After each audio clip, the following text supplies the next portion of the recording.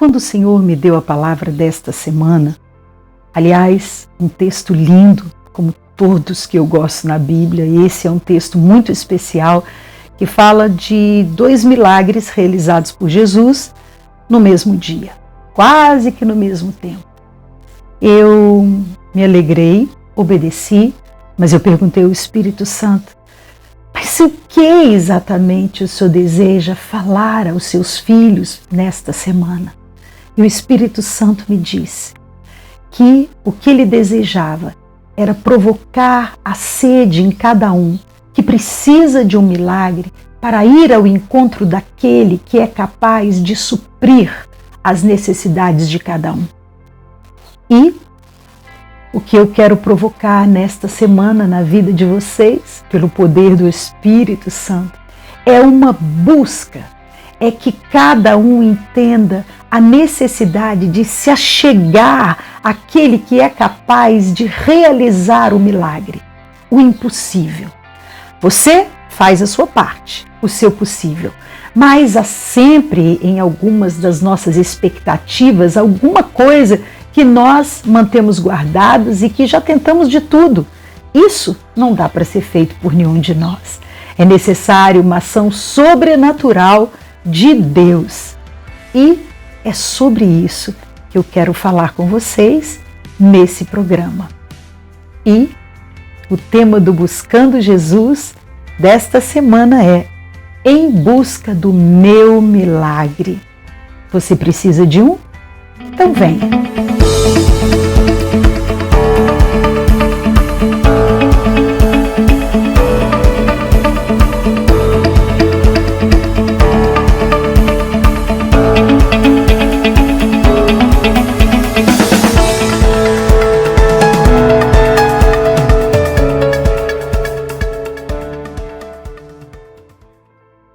No texto de Lucas 8, 22, nós já falamos sobre as tempestades da vida, ele retrata que aquele trecho da tempestade, da primeira tempestade, em que o Senhor chama os discípulos para dentro do barco, ele está no barco e ele vai com os discípulos, ele se propõe a passar para o outro lado, porque Jesus tinha propósitos para serem cumpridos daquele outro lado.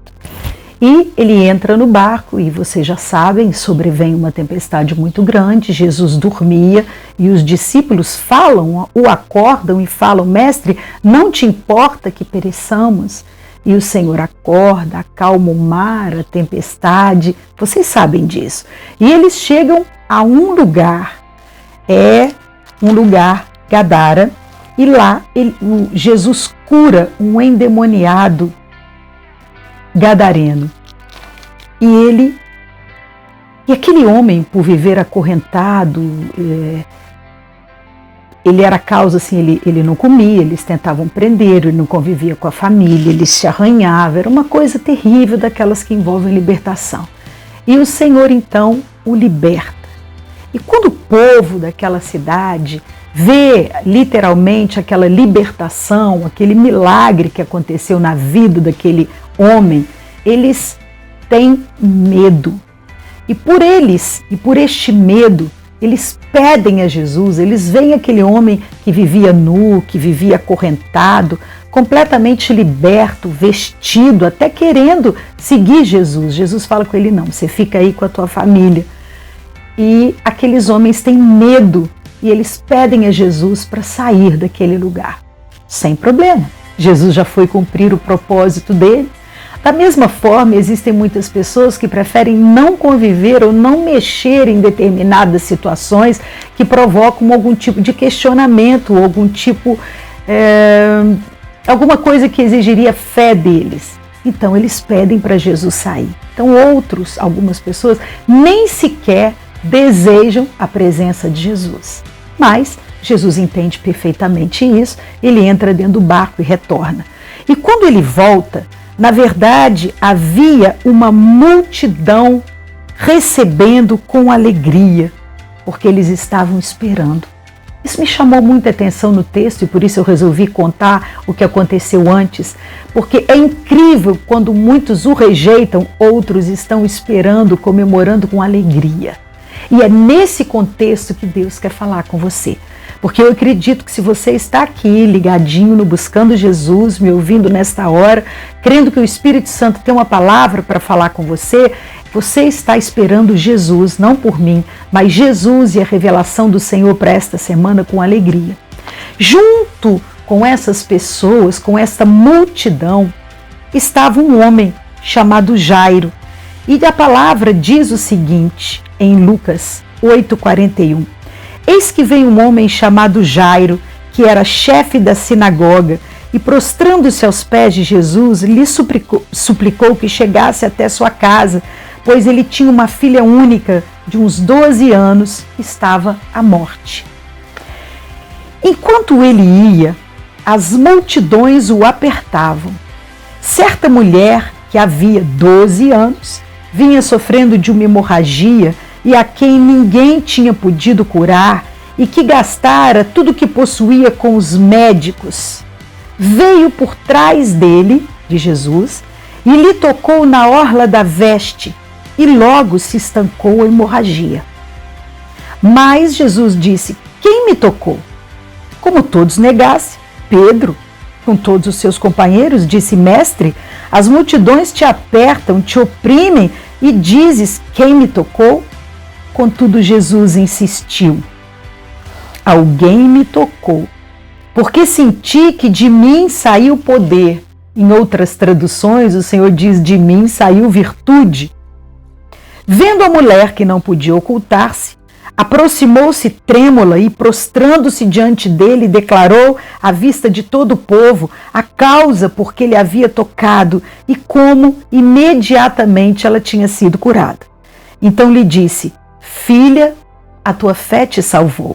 Vai-te em paz. Bom, falava ele ainda quando veio uma pessoa da casa do chefe da sinagoga, da mesma sinagoga que Jairo era o chefe, e disse para ele: tua filha já está morta, não incomodes mais o mestre. Mas tão logo Jesus ouviu, disse: não temas, crê somente, ela será salva. Aleluia! E, tendo chegado em casa, ninguém permitiu que entrasse com ele, senão Pedro, João e Tiago, e também o pai e a mãe da menina. Todos choravam e pranteavam, mas ele disse: não choreis, ela não está morta, apenas dorme. Riam-se dele porque sabiam que a menina já estava morta. Entretanto, ele, tomando-a pela mão, disse-lhe em voz alta: menina, levanta-te. Em outras traduções, Talita cumem. Voltou-lhe o espírito e ela imediatamente se levantou. E ele mandou que lhe dessem de comer. Seus pais ficaram maravilhados, mas ele lhes advertiu que a ninguém contassem o que lhe havia acontecido. O texto é longo e eu li então e disse para vocês, comentei até um pouco antes o contexto. Jesus sai daquele lugar onde pediram que ele saísse, porque eles estavam com medo, e Jesus volta para a cidade e voltando já tinha uma multidão esperando-o com muita alegria. Junto com essa multidão estava Jairo, o chefe da sinagoga, que sai e pede para Jesus ir ter com ele na sua casa, porque ele só tinha uma filha de 12 anos e essa filha estava enferma, quase morrendo. Então Jesus vai socorrer a filha de Jairo. Acontece que no caminho ele sente que ele foi tocado. A multidão o apertava e ele sente que ele foi tocado. E aí ele para. Eu queria que você imaginasse a sabedoria do Cristo para lidar com tantas coisas diferentes, com tanto amor, com tanta maturidade, se importando com todo mundo. E você pode dizer: claro, Sandra, ele é Jesus e o chamado para que você haja o mais parecido possível com ele. Esse é o chamado, que você seja um pequeno Cristo, um cristão, é um pequeno Cristo, apesar de nós. E é por isso que ele coloca o que ele tem de mais precioso na nossa vida, que é o Espírito Santo. E ele faz isso com maestria, porque ele para no momento que ele é apertado e ele até questiona os seus discípulos: olha, alguém me tocou. E os discípulos falam: mestre, olha, é impossível, você está aqui numa multidão, todas as pessoas estão te apertando e você pergunta quem me tocou. É claro que você foi absolutamente tocado. E ele quer dizer o seguinte, disse, né? Não, eu não estou dizendo me encostar em mim, tocaram em mim de tal forma que de mim saiu poder, saiu virtude. Aleluia. E nessa hora ele para. E eu queria que você se colocasse no lugar daquela mulher que tinha gasto todas as suas reservas e ninguém podia curá-la. E a intrepidez dela de ir tocar no manto, e principalmente esta intrepidez como fé. Essa intrepidez, esta coragem de buscar o seu milagre, é isso que o Senhor quer nos falar. Porque esta mulher que sofria desse fluxo de sangue pela lei de Moisés, ela não poderia ela não poderia tocar em homem nenhum. Aliás, ela nem poderia estar ali em lugar público. Mas o que ela faz? Ela vai e toca no Senhor com intrepidez. Nada mais importa para ela, tamanha fé. E você pode entender por fé o firme fundamento das coisas que você não tem, não vê, mas você espera, mas também como dependência de Deus. Ter fé é ter dependência de Deus. E ela sabia que se ela tocasse em Jesus, ele seria a esperança de cura para ela, como foi, tudo o que ela precisava. Então ela toca. Só que ela não poderia estar ali, porque ela era considerada imunda por causa da menstruação. Essa era a lei de Moisés. E ela desafia isto para tocar com tanta fé que o Senhor sente que dali saiu o poder dele. Mas na hora que ele para, qual era o plano dela? Eu toco em Jesus e vou embora. Ou seja, eu tenho tanta certeza de que eu vou ser curada, que eu toco nele e saio. Essa era a intenção. Mas Jesus, sentindo que dele saiu o poder, ele para e questiona. E a princípio ela não responde. Mas quando ela vê que não tem mais jeito, aí ela conta para ele. Conta para todos. Olha, então um tipo de cura já foi feito. Então logo ela tocou, ela foi curada da hemorragia. Mas quando ela é questionada por ele e resolve se expor, ela é absolutamente curada. E ele a insere de novo num contexto social que ela não podia mais fazer parte. Isso é muito lindo, gente. Que ela podia ter saído dali, mas aquele estigma, você imagina, ela teria que provar depois de 12 anos para que ela voltasse a fazer parte da vida social, para que ela pudesse ir na sinagoga, ela ia precisar provar, né? E aí ela teve uma prova no meio da multidão que ela havia sido curada. Então Jesus não apenas cura a tua enfermidade, como ele cura você daquele contexto, sabe, de afastamento, de solidão em que ela havia permanecido durante 12 anos. Um contexto de solidão. Naquele momento o Senhor insere ela no contexto de novo e a libera, ou seja, ele realiza uma cura completa. Ele dá importância para a ação dela de ir ter com ele, e isso você precisa saber. Ele dá essa importância de você ir até ele. Nós não estamos falando de uma fé natural que qualquer pessoa poderia ter por qualquer coisa ou qualquer...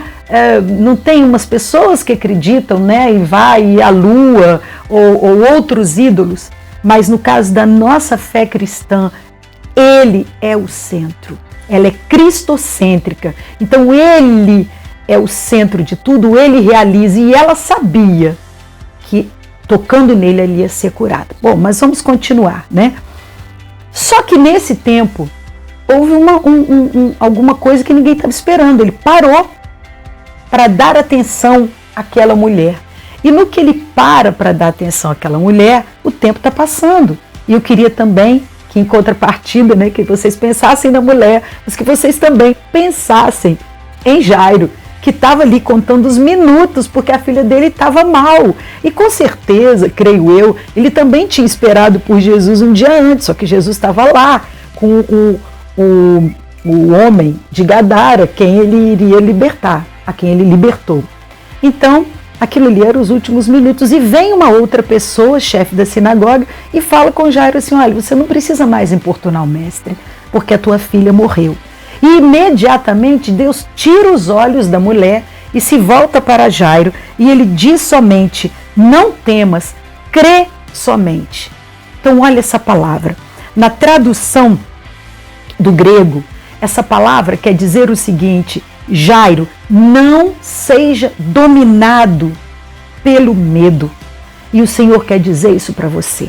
Se você olhar as circunstâncias impossíveis, assim como aquele parecer, não era nem um diagnóstico, o homem veio avisar: sua filha já morreu, deixa o mestre em paz, não amole mais o mestre. E o Senhor olha para ele, eu imagino Jesus olhando para Jairo. Jesus não fala de um jeito, tá? Ele olha nos olhos e fala: Jairo, crê somente. Jairo, presta atenção em mim. Você não veio até mim? Então preste atenção em mim e continua olhando para mim. Se você não deixar a sua fé esmorecer, acredite, Jairo, a tua filha vai ser curada. E esse é o grande recado. Não saia dessa sua posição de fé por causa do desespero. Não saia da sua posição de fé por causa do medo. Não saia da sua posição de fé por aquilo que você vê ao redor, pelas circunstâncias, mas continue olhando para Jesus. Não permita que essa notícia faça você perder o rumo. E aí eu quero dizer, se você for para a internet, como que eu já fiz isso, para ler a respeito da sua enfermidade, porque hoje você digita no Google e você vai ver alguma coisa, que às vezes os médicos não comentam com você. E às vezes eles não comentam até com uma forma de te proteger. Mas você vai lá e lê sobre a sua enfermidade, que eu já fiz uma coisa dessa. E à medida que eu lia, eu ia ficando com taquicardia, e à medida que eu lia, aquela realidade ia se tornando muito, trazendo para mim uma sensação de pavor. Assim é quando você olha as circunstâncias. E talvez o milagre que você precise viver nessa semana, ou que você deseja, nem seja exatamente uma enfermidade.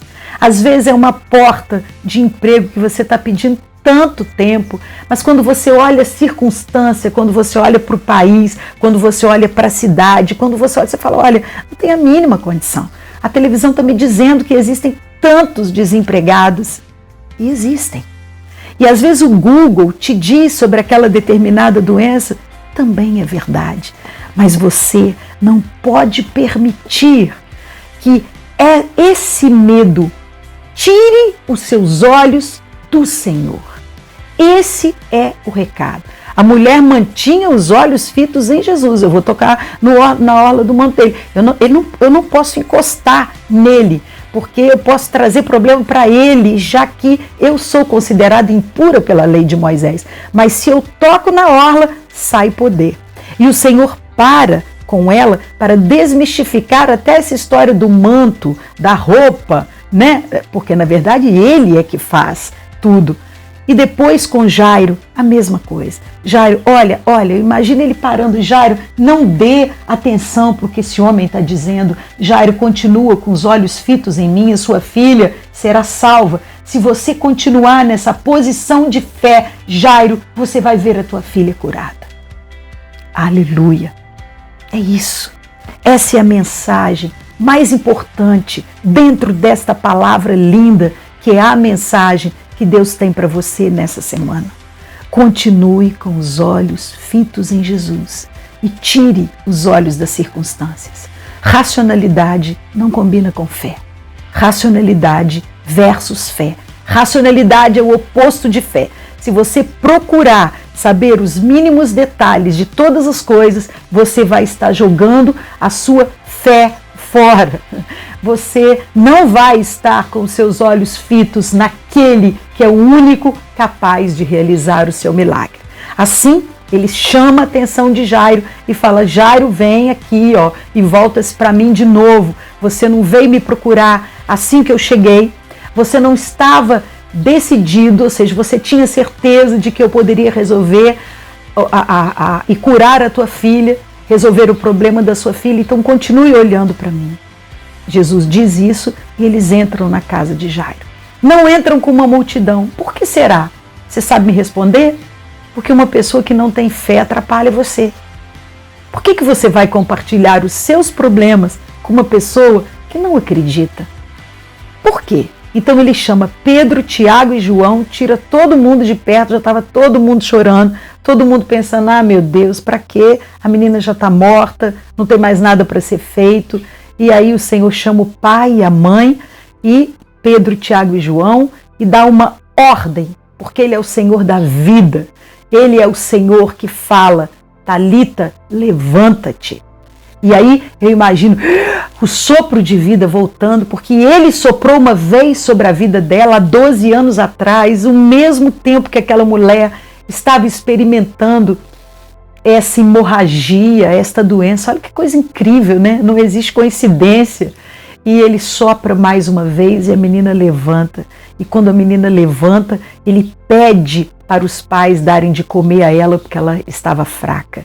E aí sim, o que dependia dele, Ele faz. E Ele deu a ordem e o sopro de vida, Talita volta a viver. Mas dar a comida e cuidado que seria dali para frente, os cuidados estariam nas mãos dos pais. Isso significa que Jesus também não vai fazer aquilo que é para você fazer, aquilo que você sabe que tem para fazer, cuidando da sua saúde, ou buscando a sua cura, ou buscando a sua vitória, ou indo agradecer e contar o testemunho. Essa é a tua parte. A parte dele, Ele fez com maestria. Aleluia! Eu não sei nem quanto tempo levou para que eu falasse essa palavra para você, mas o Senhor que prometeu a Jairo, se ele continuar crendo, é aquele que diz para você, não deixe a sua dor te levar para longe da sua fé. Não deixe a sua dor levar você para a não dependência de Deus. Faça tudo o que você tem que fazer. Se for o tratamento, se for os médicos, mas faça orando para que Deus esteja atuando em tudo. Não imagine que se Deus não remover o tumor ou a enfermidade que você tem, ainda assim acabou. A ação dele continua sobre as mãos do médico, sobre a tua vida. Aliás, para Deus não há diferença entre fazer o mar vermelho se abrir ou fazer você passar por sobre as águas. Ele continua sendo Deus, Ele continua sendo Cristo. Cristo é aquele que fez, que religou-nos a Deus, ainda nos deixou o Espírito Santo. Por favor, compreenda isso e não deixa que a sua dor ou a sua falta de expectativa tire você da rota.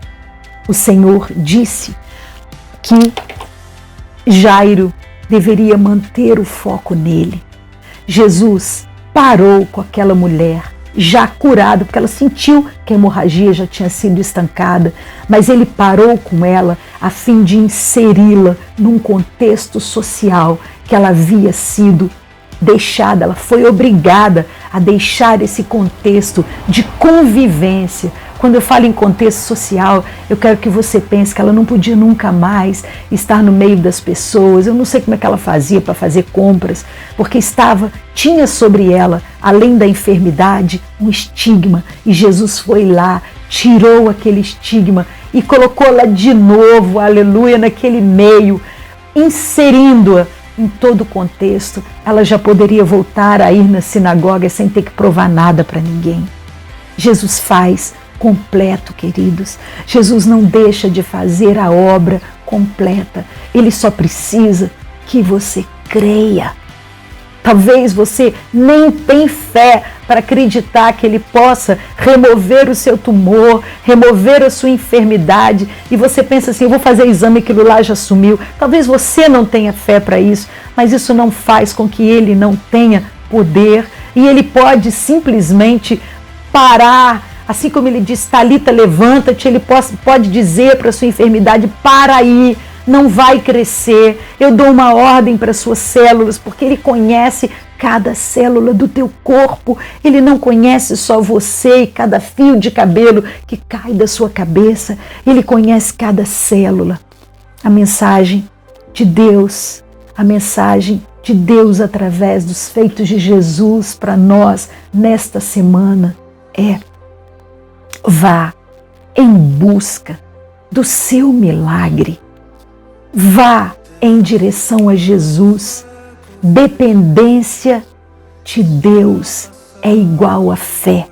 Se você sabe que Ele é aquele que te cura, você não precisa de tocar no manto, você não precisa de lenço, você não precisa de água. Eu sei que isso tudo é expressão da tua fé, como eu tenho um óleo ungido e eu determino a presença, do Senhor, eu confesso através de um óleo ungido. Eu não estou aqui para criticar ninguém, eu só estou te pedindo, porque Ele me disse, mantenha os olhos fitos nele.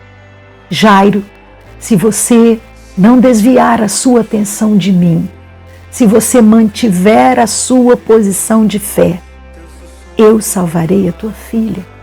Ou ainda que ela esteja morta, eu tenho poder para ressuscitá-la. Eu sou o mesmo com poder de curar ou de ressuscitar os teus sonhos. É o que o Senhor te diz nessa semana. Creia, tão somente creia e avance, porque ter fé é também ter coragem para avançar, prosseguir e buscar com desejo, com intrepidez, aquilo que você precisa. E se o Senhor disse para que eu falasse isso através da palavra de Deus que é viva e através do poder do Espírito Santo, é porque Ele quer e deseja responder aos seus anseios. Que eles sejam grandes por Jesus, como o amor dele é pela tua vida. Assim seja. Eu te abençoo, eu abençoo a tua semana, nesta semana, em nome de Jesus. Enquanto oro, Paizinho, sua palavra foi falada. Eu te peço, cumpra em nós e naquele que nos ouve, naquele que ouve a tua palavra, todos os seus propósitos. Nós te prometemos toda a honra, toda a glória, pelos séculos dos séculos. Assim eu oro, em nome de Jesus. Até o nosso próximo encontro. O Deus que faz o cego ver está passando por aqui, está passando por aqui. O Deus que faz o surdo ouvir, silencia o medo em mim,